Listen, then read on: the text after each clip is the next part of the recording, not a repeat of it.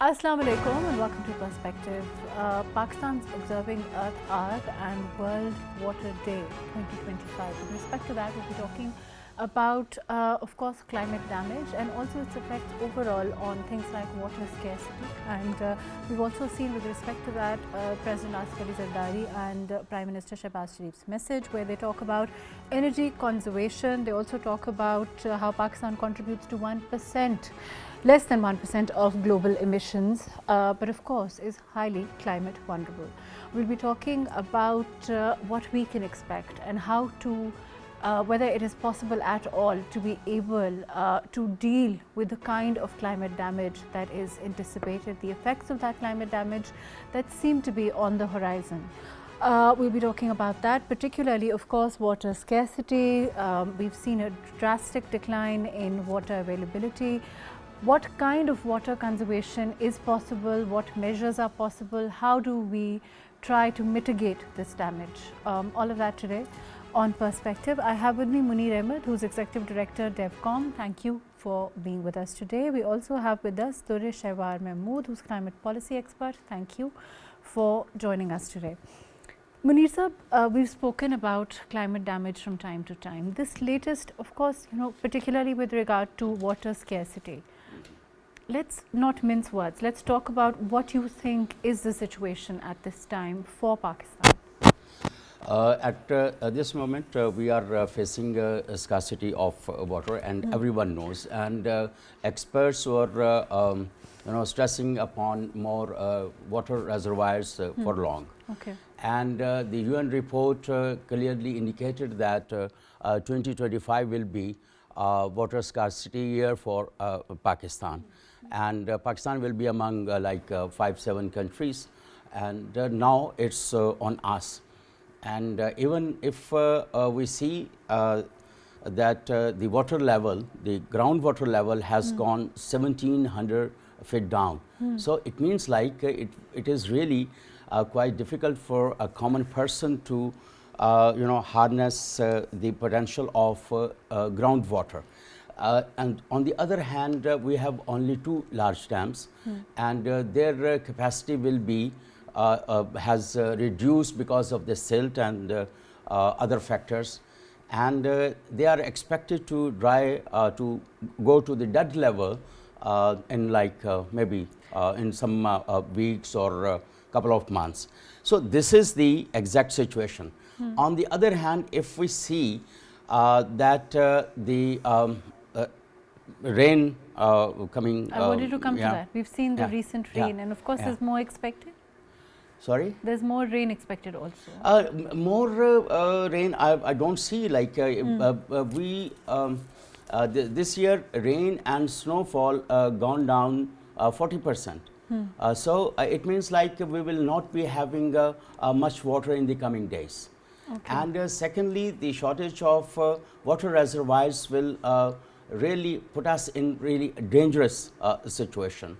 On the other hand, despite all the strategies that we have, our farmers could not go for a sustainable agriculture. Though because of we speak, water, or because we don't have the kind of methodology? I don't know, but I believe the practices could not be changed despite the government policies and awareness raising campaigns.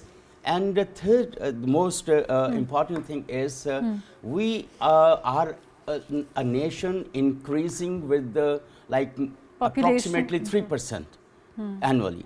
So the population growth is another issue, and another issue is that our devastation of the natural cover. Let me go to Durre. I'll come back to you.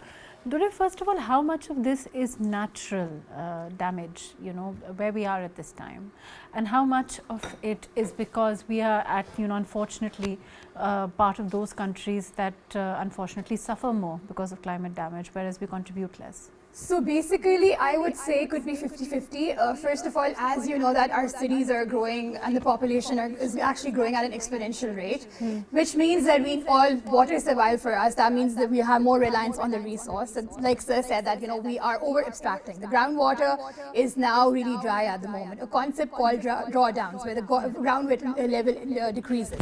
Now, at the same time, it's quite shocking that we're a country which is actually immersed in water for like at least in the monsoon. Yeah. And when you go at an international level, people say, how come you are a country where you're like sort of soaking in water once, and then at the same time you're calling yourself a sort of a dry country at the moment where you have water scarcity, and that is also an absolute low level.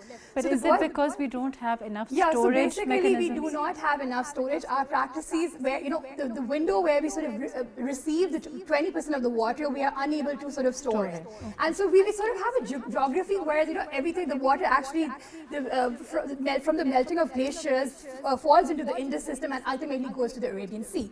So those storage are very much important, that are very much needed, which we are unable to sort of conserve at the moment. So that's one. Okay. So and then obviously with the climate change, our temperature is like becoming more. So this region is going to be like more of a hot spot, and that's where the damage is also from the natural end. So both anthropogenic and natural, I think, at the same time are hitting the sector. Right. Let me come back to you, Fahad. Can you hear me? Fahad? Yes, I can hear you. Can you hear me? Fahad Malik, can you hear me? Yes, I can. We're talking about, of course, the scarcity of water, which is a huge concern. Do you think that, as in terms of when we talk about conserving water, or we talk about, trying to water efficient practices even, how much are they going to really make a difference, in your opinion, at this point for us as a country, if we start conserving water, and if we start moving towards water efficient practices now? So, I mean, the first question to ask is, where exactly are we using the water that we have, right? Because in order to come up with effective conservation policies, we need to first be able to identify where exactly our water is going. So statistically speaking, around 91% of all of our water is used in the agricultural sector. So regardless of how we change our urban practices or rural practices of dealing with water, until and unless we have better strategies in place for the largest sort of consumer of water by industry in the country, no policy is really going to be effective. So first of all, the question is, where exactly do robust water policies have to come in? The obvious answer is the agricultural sector. We are an agricultural economy, at least we've been claiming that for several decades now. We are an agricultural economy and we're using most of our water over there. So until and unless we have better practices within our agricultural sector of how we're using this water, not much is going to happen. Me turning off my tap while shaving or while brushing my teeth isn't where all of our water is going to begin with. So what crops we are growing, when we are choosing to grow them. Look, everything that we knew about water, crop patterns, food security 40 years ago is no longer as relevant as it was and requires a huge sort of reassessment of our situation, right? That is something where I believe we are lacking at a governance level, first and foremost. We haven't Fahad, something that Muneer Sahab here said is that somehow we've been unable to, adopt those practices that can conserve water as far as agriculture is concerned. And I think Durre also mentioned that when we talk about, at least for a couple of months, we are a country that is immersed in water. So for us to be unable to conserve this water is something that has been going on for years now. Isn't that true? That is true. That is true. And unfortunately, and this is where I was mentioning that perhaps a reanalysis of what we held to be true for water is required from 40 years ago. Is storage an issue? Yes. Is how we're using our water an issue? Yes. Simply having more dams, for example, isn't going to be an answer to the question if our practices of consumption remain the same. Similarly, even if we change our consumption patterns, consumption practices, what crops we are choosing to grow in which particular seasons, without the availability of water or without the security of water availability will be equally meaningless. Unfortunately, there hasn't really been a reanalysis of our water patterns, rain patterns, for example. Monsoons are now more erratic. They're happening at different months than they used to 20 years ago.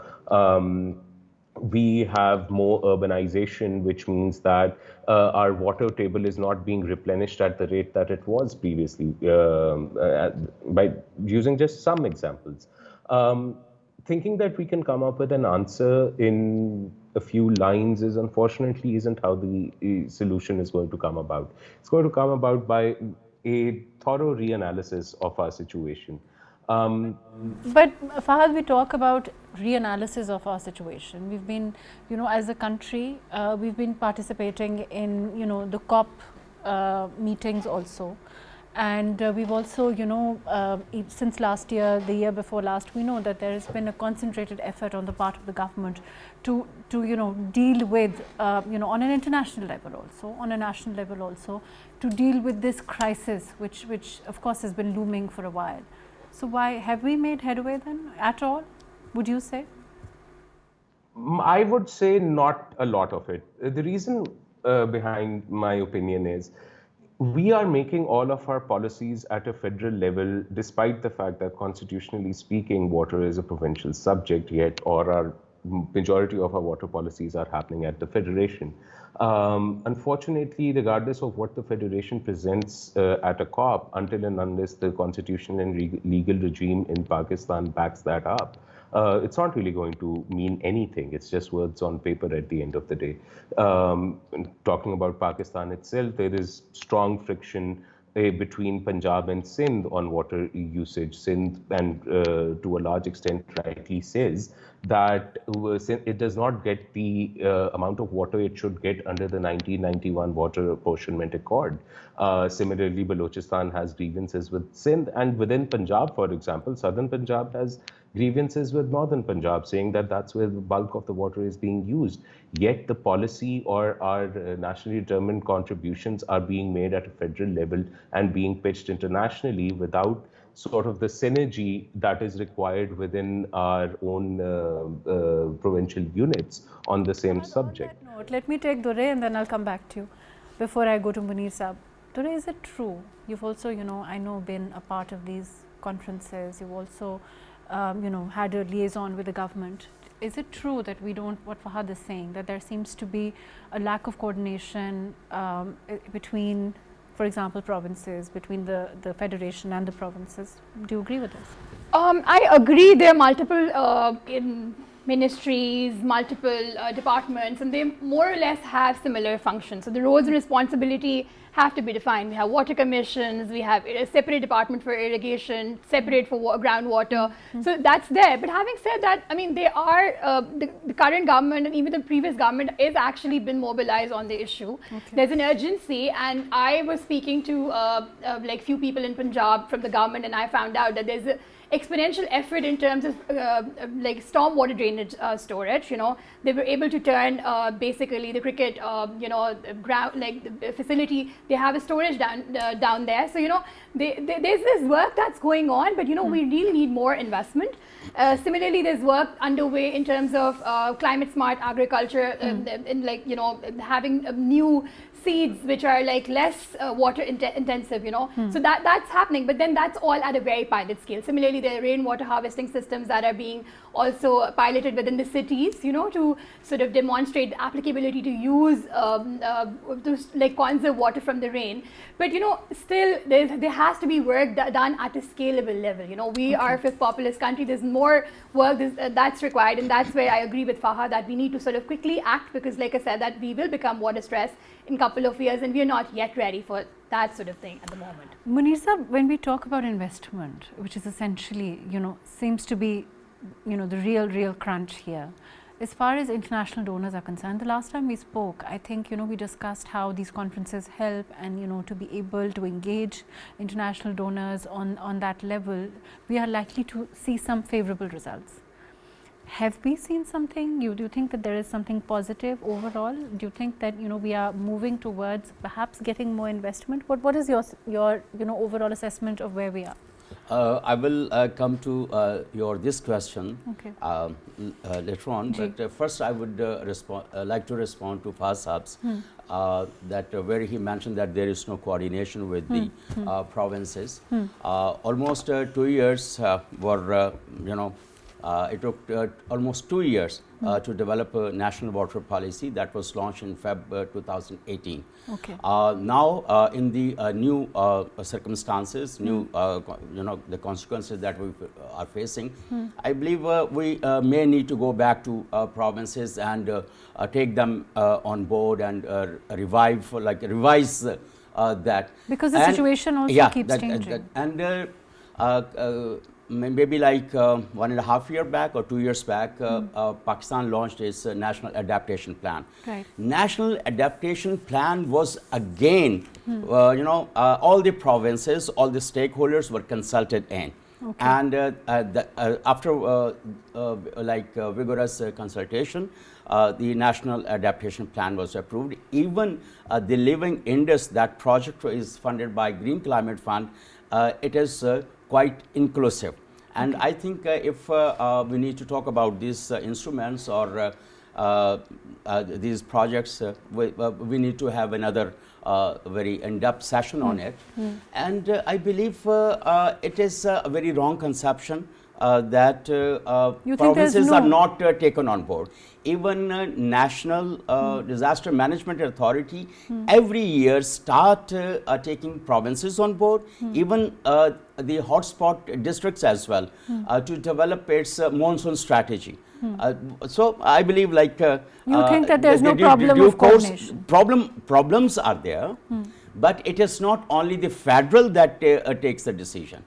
And it's not the drawing room decisions, basically. You're saying that there is a clear consultative process. Okay, and taking due course of consultation with the provinces, even the hotspot districts, these policies are developed. And afterwards, after 18th Amendment, this is the responsibility of the provinces to implement those policies or the actions decided at the federal level. So where I think federal. Muneer Sahib, if let me say it the way I see it, and correct me if I'm wrong. You are clearly laying the blame on the provinces' doorstep. No, it may be a lack of resources. Okay. It may not be the only blame on them. And before to conclude this thing, I was about to say that perhaps federal and the provinces. Federation and the provinces, they have to take more inclusive implementation which plans. Is coordination. This is what I believe. Which is coordination. Yeah. So which I think they're there. 100%. And now coming to the investments, despite quite impressive and very comprehensive climate diplomacy, where we moved loss and damage fund establishment and other international negotiations, we facilitated international negotiations, but still, despite all the promises, all the pledges, they were not honored by the international community. And it is the much less ratio of the honored commitments. So I believe we need to keep on pushing international community, and I believe after the Trump decision, the Trump administration has pulled out grants and their funding to different UN organizations and backed out from Paris Agreement once again and said they will not be contributing to loss and damage fund, even to WHO and other commitments. So in that scenario, I believe you think the situation will get worse? 12, 13 other countries will follow the suit. So it will be a large number of countries, those who have contribution of almost 70% of the greenhouse gas emissions, those pulling out. Yeah, they may be pulling out, and they will be showing a cold shoulder, whatever they have agreed to. So the US has already set the precedent. So some other European countries have also asked that they are starved for funds for their own people, so how they would be contributing to. So this question, and in the given scenario, I believe we need to have our local implementation plans. Okay. We need to rely more on our local resources. And do you think that, before I go to Fahad, do you think that we are in a position to, you know, sort of substitute the international with the local? No, it is not possible. It is not possible, but at least we need to take care, some preventive measures. For example, the hotspots can be taken care of before any untoward incident happens over there.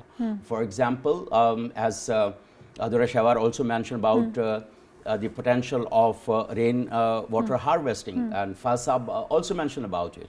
So we need to immediately develop certain mechanism to harness this, and also the floods. Floods is a you know, a big big mass of water. Right, fair enough. How do we utilize that water? Certainly. Let me go to Fahad. Fahad, first of all, as a lawyer, I also feel that this is a field which is, you know, there's a lot more that can be done, first of all, you know, and you would be able to correct me on this as an environmental lawyer. When you say constitution, a constitutional and legal regime, which you spoke about and you said that we need, do you think we need more laws? Do you think we need changes in the constitution? What are you saying exactly in terms of, you know, where the where things need to change? You know, do we need new laws to be drafted? Or do you think that it's an implementational issue? There are two responses to that question, to be honest. One is regarding your question whether we need more laws. Of course, we don't need more laws. We have 4 different laws in Punjab alone dealing with who is supposed to do what with water. So clearly we don't need more laws. If anything, we need some of them to go away. I think primarily this is a political question. The constitution envisages a whole scheme in which provinces can coordinate and have conversations about how water is supposed to be distributed between them. There's a water record between Punjab and Sindh from 1991 which says how water is supposed to be distributed between them. Under the Indus Water Treaty, there are commitments on how water is to be distributed between the provinces. Yet it appears that at a political level, we are unable to come up with any robust solution to the problem. It's well and good to have several policy documents and province-wide legislations on how to deal with water, but until and unless one arm is speaking to the other, there's really not going to be any effective strategies on it. For example, there are certain new canals that Punjab wants to dig up in the Cholistan area, and it has led to protests in Sindh, yet there appears to be no coordinated conversation between the two provinces, either at a political level or at an administrative level, to sort of quell each other's concerns. I'm not sitting here as a judge on whose claim is right and whose is wrong, but at the very least, there's a clear friction where perhaps politically or at an institutional level, parties need to sit down and have conversations. Yet we don't see that happening. Similarly, when it comes to utilization of flood water, as Dore mentioned, the rains are now quite erratic. And in certain months of the year, some parts of the country are completely submerged in water. But that's not happening, for example, in the mountainous regions. We had a lake in a desert, which was visible from the International Space Station. Now, that's something that we should be talking about. So what do we do with the water that is now accumulating downstream because our rain patterns have shifted so much? It's well and good to say that we are not responsible for climate change, and therefore other countries, the developed nations under the UNFCCC, the Annex II nations, are supposed to finance our climate resilience goals. But that at the same time does not mean that until and unless we get access to those finances, we do nothing. Unfortunately, what happens here, we did a study in Sawat region on the damage and devastation that's caused every couple of years due to flash floods occasioned as a consequence of glacial lake outflow floods. what happens is that where a house or a hotel stood, which was washed away by the Glof, we have a house or a hotel rebuilt on the very same area. Now, that's no one sitting in in a developed country in the US or Europe telling us to repeat our mistakes from previously and not adapt and not realize that perhaps we need to change how we were structuring our cities to begin with. So that's sort of where the problem is, that perhaps we are waiting for us to somehow fund a solution to our problems, and the limited resources that we have.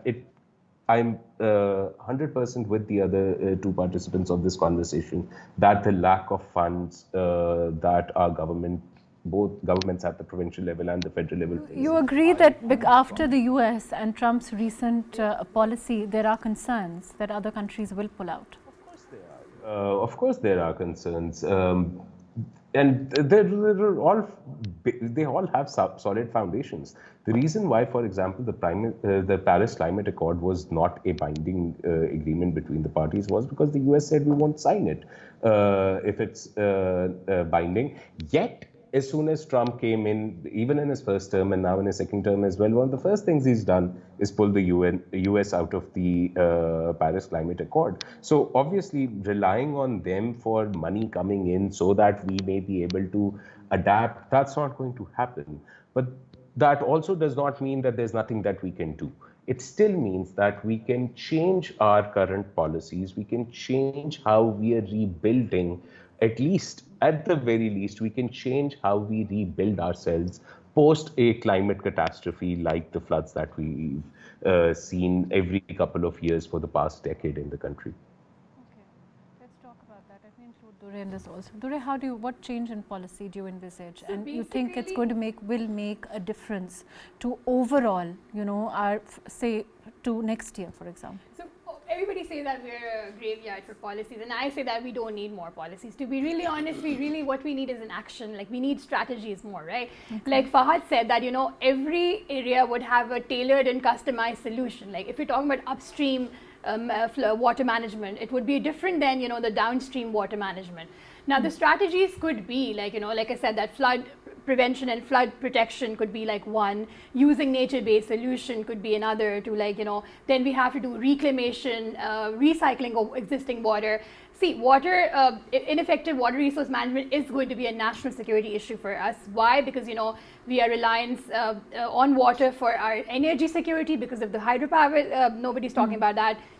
That's key. In the summers, you would see that we would have power outages. Similar is the case, like Sir said, that it's going to have an impact on the agriculture. We are an agroeconomy, so it's a national security issue. So if it's of that dimension, that means that we really need to mobilize the local funding, the funding that's going in other infrastructure projects, for example, construction roads, that needs to be diverted in the water infrastructure, whether it's for the clean drinking water, for the sanitation, for flood prevention. But isn't it true that as far as this government is concerned, they have prioritized, the issue of climate damage to a huge extent? There is this effort that's underway, but we really need to expedite. That's what I will say. But I would really appreciate the current government because they're taking action, and so far we have seen strategies in Punjab, also in other. Obviously, Punjab is the head of other provinces, but other provinces have to sort of adapt as well. Like Balochistan is still like producing their own strategy. So there's a lot of work. Like Sir said, National Adaptation Plan. Again, it has just come online last year. So now every provinces would have their own national adaptation strategy, right? So similarly for the case of water sector as well. And that's where we need more coordination, more funding, and more piloting and more scaling up those interventions as well. Muneer Sahab, I feel like, I don't know, and correct me if I'm wrong, I feel like we're saying the same thing we were a year ago. Am I wrong? You're right. Like, it's not only the... Because I feel like we're still talking about shortage of funds. I feel like we're still talking about coordination. I feel like we're still talking about a constitutional legal regime. We're still talking about, bringing the funding somehow. So, where do you think that effort is lacking if we are still where we were, for example, largely a year ago, because we know as a nation we are concerned, we know the government is concerned, and, we know that they're prioritizing, they're in the right place, but somehow, we are unable to channelize it. Well, we have always been short of funds. Okay, in everything. Maybe like since inception of Pakistan, since the Independence Day, we are waiting for someone, Aladdin, to come and deliver us like billions of dollars to meet our expenses. On the other hand, we are not judicious in our action plans and the implementation of the policies. As Durreshawar said, like we are a graveyard of different policies. And it's true that we have so many wonderful policies as we talk about it. But we have to start from somewhere at least. What about taking the preventive measures, right? Let's start with farmers, for example. You know, because we're talking about the fact that we are an agro-based economy. When we talk about agriculture, you know, we have not been able to get our farmers, to get our, you know, agriculturists to adapt to those techniques that may lead to conservation. For example, if you look at Sindh, South Punjab, there are huge tracts of land and landowners who are largely unaware of these practices. We have been talking about climate smart agriculture and water, you know, water friendly crops for many years. Maybe like 15 years back, we launched drip irrigation. Something happened, you know, years ago. Years ago. But unfortunately, we could not import the kind of seeds that we are looking for. That could be like water, where we can, you know, sow those seeds with less water and grow crops. I think we need to act upon it. And secondly, as I mentioned, only we have Tarbela and Mangla Dam in real terms. We have small dams, but we really need some dams in Balochistan as well. We don't have like many large dams over there, and most of the floods originate from Balochistan, and the tail end is the Sindh province. And even despite repeated floods, Sindh cannot develop any storage for that flood. So I think if that storage is done, again for storage funds are needed, and I think we have to cut down the other expenses to meet the urgent needs of the country. You're saying that it has to be prioritized more. Prioritized, and that is quite true. And secondly, as a friend mentioned about the NDCs, again, we developed our NDCs with the consultation of the provinces, all the stakeholders. But what we agree at the international level, a fraction of it is implemented.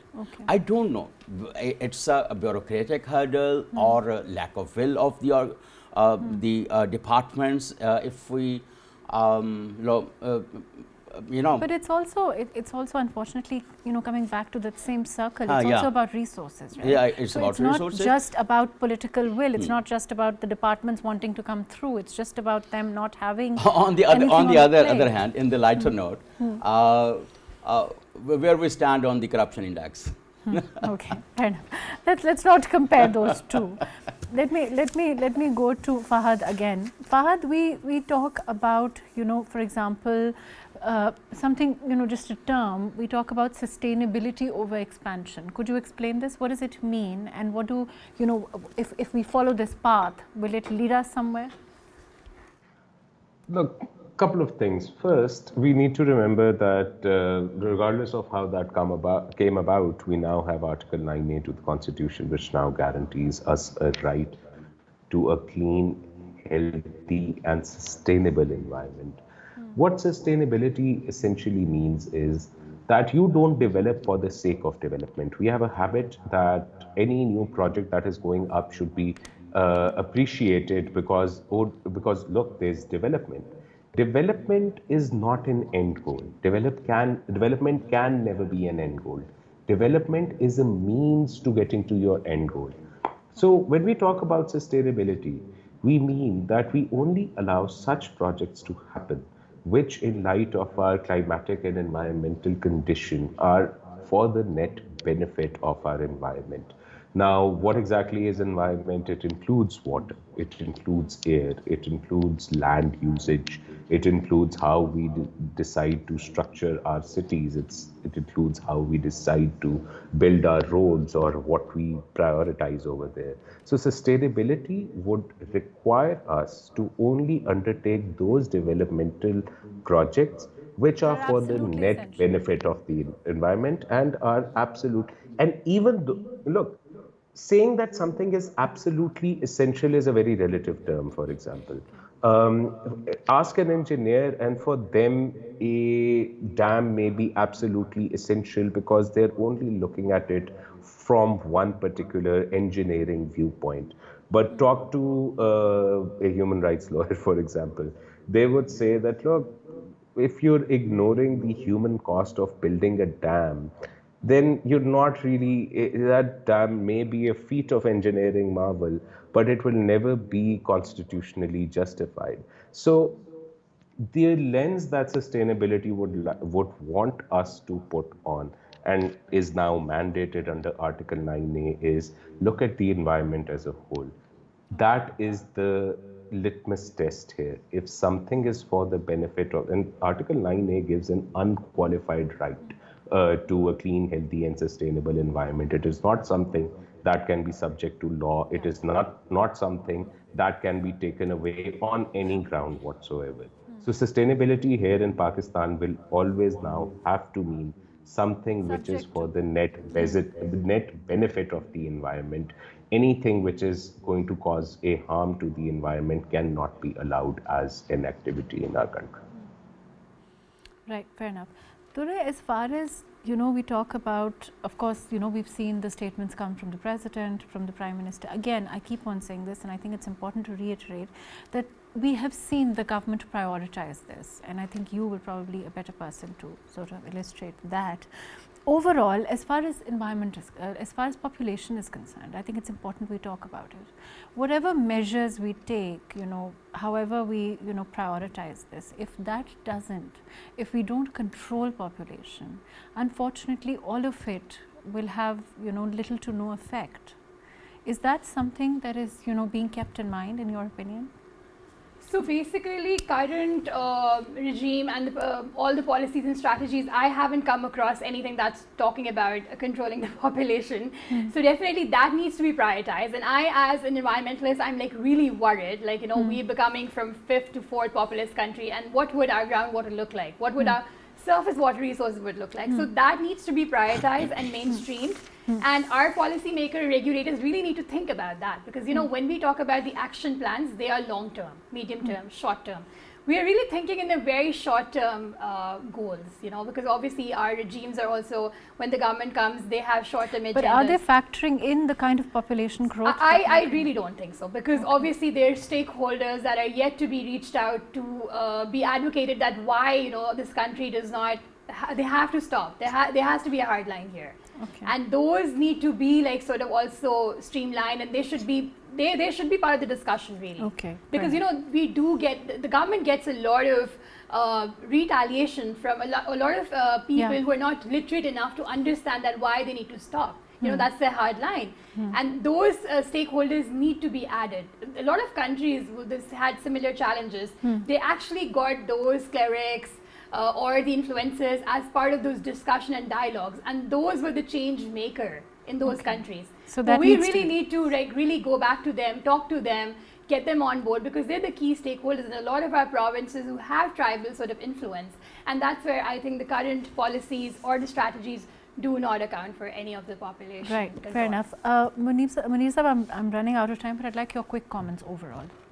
Over the population issue, it's quite pertinent to control now, because if we don't control our population, and before that our governments launched family planning way back 1960s. Since then it was realized that if we will not manage the family size, it would create a problem for country, for and I think even now there are certain initiatives underway in terms of educating the masses, but perhaps they need to be overall more initiatives, or they need to come out at a much stronger rate, or we need to channelize, like Durre said, other measures like influencers, media, however we look at it. We are using, I think, those, but in the recent years we have seen less campaigns on it. I think we need to engage, especially the religious scholars and those like, and we also need to cite the examples of other Muslim countries that where they have planned and managed their population. For example, Malaysia and some other countries, they have very successfully managed and convinced their people to reduce the family size. But I don't know, like I was going through a demographic index some weeks back.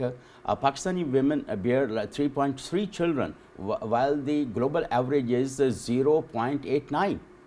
So this is the ratio of and I think we have a concept that every child brings his own faith. Yeah, there and, is, of course. There is, and it's a blessing, and now I think we need to change even that perception. We need to change the narrative overall. Thank you so much for being with us. Durreshawar Mahmood, thank you for joining us today. Muneer Ahmad, thank you for being with us. Fahad Malik, thank you for your time. Overall, of course, at this time, we see a government that is prioritizing climate damage. It's also looking at various ways to increase resources. It's also looking at, trying to come out and look at various investments, which, whatever is possible to channelize in this regard. But of course, a more concentrated effort is needed, and a more, a resilient approach rather than waiting for Godot that we've seen, unfortunately has happened in Pakistan over time. Of course, there needs to be more education on climate damage. Of course, there needs to be talk of population control, and of course, there needs to be, these things done at the same time, together, rather than one area being concentrated on and leaving the other. And that concentrated effort can then make a difference to what can potentially be a very difficult time for Pakistan on the climate front. Let's hope that we can evade that. Let's hope that we can work towards coming to an attitude change overall in conservation, in measures, in policies, in channelizing resources, all of those. Thank you so much for joining us today on The Perspective.